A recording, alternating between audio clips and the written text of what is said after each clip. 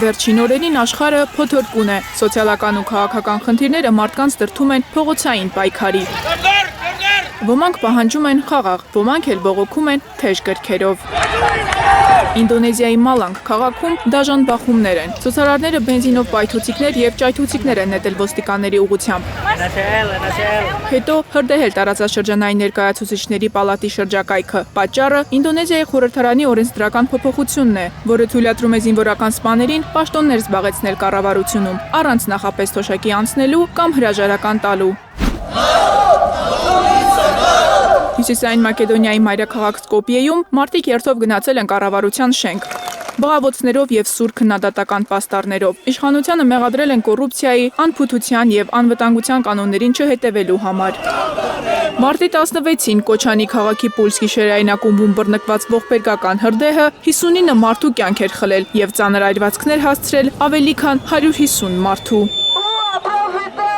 Մակեդոնիայի քաղաքացիները բողոքում են, որ իրենց վերջին տարիների ամենամահաբեր հրդեհից հետո պատասխանատվության ենթարկվածներ դեռ չկան։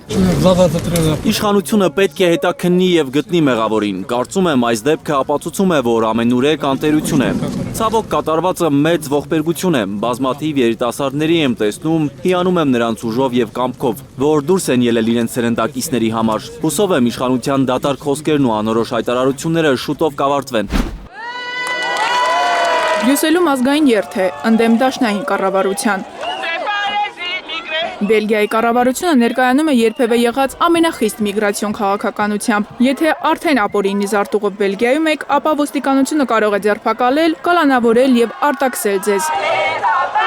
Ցույցին մասնակցել է մոտ 2000 մարդ, սակայն ոստիկանության հետ բախման ոչ մի դեպք չի գրանցվել։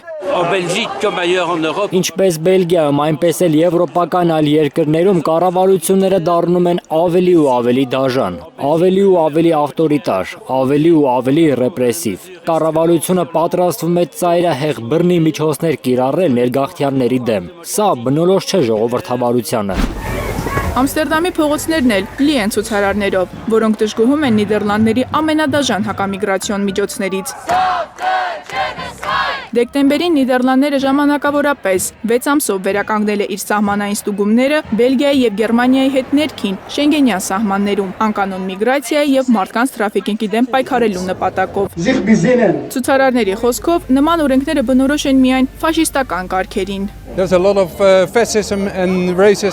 Եվրոպայում եւ ամբողջ աշխարհում ֆաշիզմն ու ռասիզմը նոր թափ են առնում եւ միակ բանը, որ մենք կարող ենք անել, մի մարդու պես համախմբվելն է։ Մեր ձայնը պետք է լսելի լինի։ Վերջին տարիներին ոստիկանական բռնությունների աճը մտահոգիչ է նաև Բրազիլիայում։ Ճնշումները հատկապես ռասայական արմատներ ունեն։ Վիճակագրության համաձայն 2023 թվականին ոստիկանության աշխատակիցները սպանել են 4025 մարդ, իսկ զոհերի 87%-ը եղել են սևամորթ բրազիլացիներ։ Մեր նպատակը մեկն է՝ վերջ դնել Սան Պաուլոյի նահանգապետ Տարչիզիո դե Ֆրեյտասի սպանություններին։ Մենք ամեն օր հեռուստացույցով տեսնում ենք, թե ինչպես են սևամորթ երիտասարդներին բարբարոսի պես սպանում, նետում կամուրջներից, բռնաբարում պարեկային մեքենաներում։ Մենք այլևս չենք կարողանում հանդուրժել այս ամենը։ 1999 թվականի ՆԱՏՕ-ի ռմբակոծությունների տարելիցին Բելգրադի հազարավոր բնակիչներ հավաքվել էին գլխավոր շտաբի շենքի մոտ։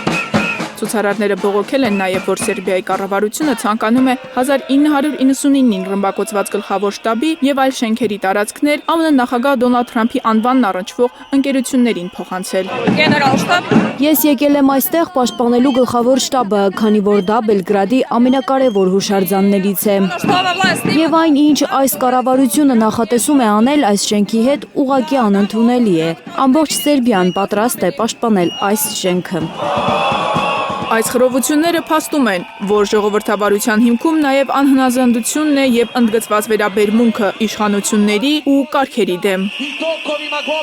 Մարիամ Ամիրջանյան, Արմեն Ապրեսյան, Հայլուրի համար։